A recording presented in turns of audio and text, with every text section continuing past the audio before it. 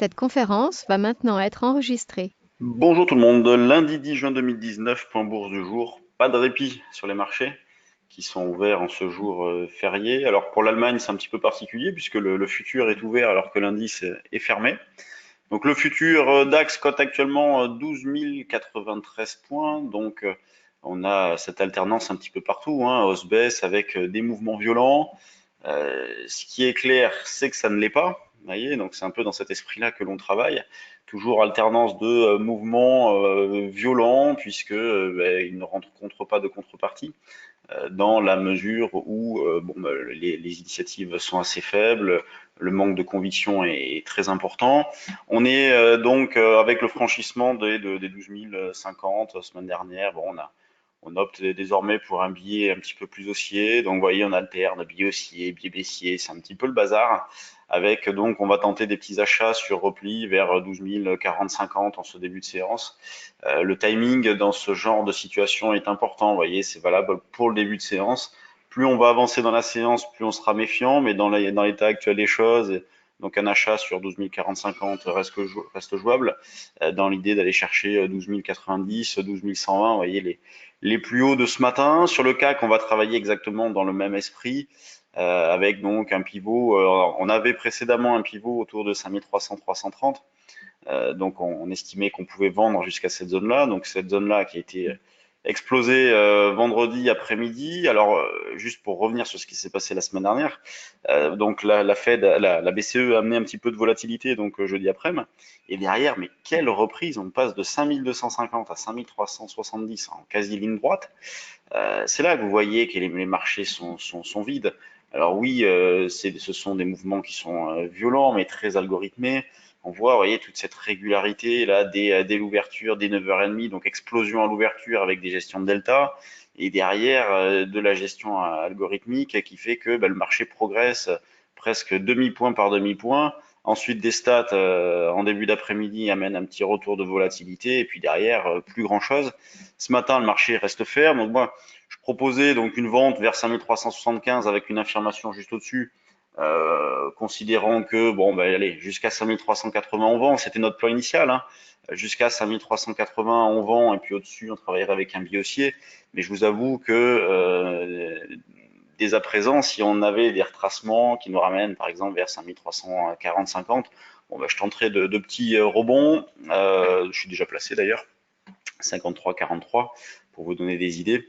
Donc pas évident cette phase-là à travailler, il faut en avoir conscience. Donc c'est pas le moment de faire des grosses quantités. C'est le moment vraiment de naviguer à vue. En naviguer à vue, qu'est-ce que ça veut dire? Eh bien, ça veut dire je tente des choses, j'insiste pas trop. Si le marché prend une direction, j'essaie de l'accompagner. Je me sers énormément des signaux techniques, notamment les contre-signaux que l'on voit pendant les stages. Donc c'est vraiment une notion qui est importante à travailler. Donc les options aussi peuvent être de bons outils pour jouer des petits paris directionnels sans se prendre trop la tête.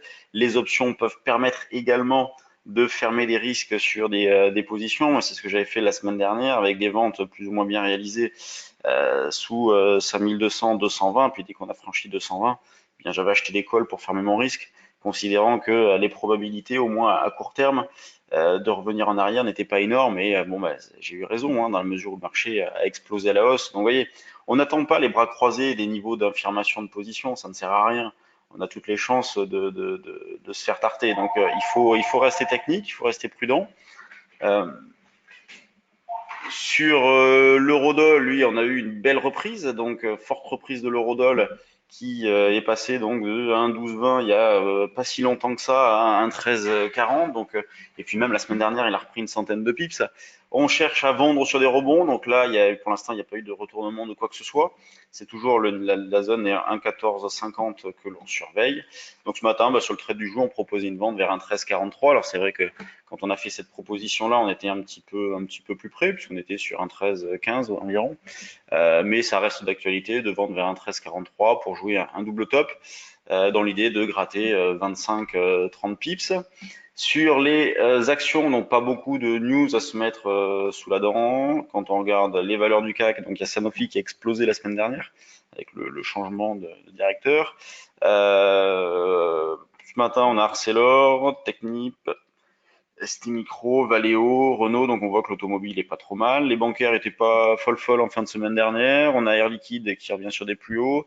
Le CAC, lui, on est à 0,6 de hausse. Il y a actuellement 12 points d'écart, 12-13 points d'écart entre le cash et le futur, puisque Saint-Gobain a détaché son dividende ce matin. Le volume, 96 millions. Vous voyez, il est 9h20, 96 millions. Là, on va vraiment s'attendre à une activité très réduite. Beaucoup d'opérateurs ne sont pas présents. C'est vrai que la fermeture du DAX n'aide pas non plus.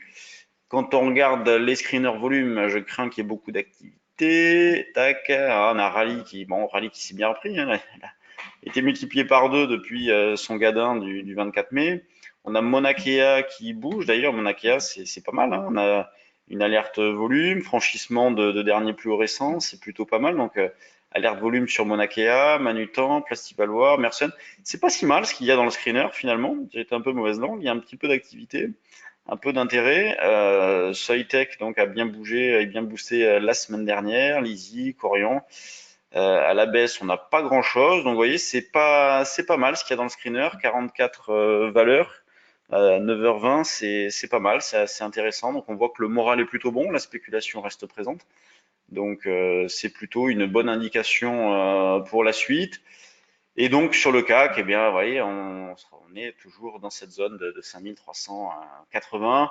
Donc, vente sur signal technique surtout, achat sur des petits replis, un petit peu le même esprit sur le DAX, même si on travaille avec un biais d'avantage haussier, et puis des petites ventes à tenter sur l'eurodoll. Bon, mais partant de 1,13 maintenant, on pourrait même rapprocher la zone de vente à 1,1325, 1,1330 avant les 1,1343.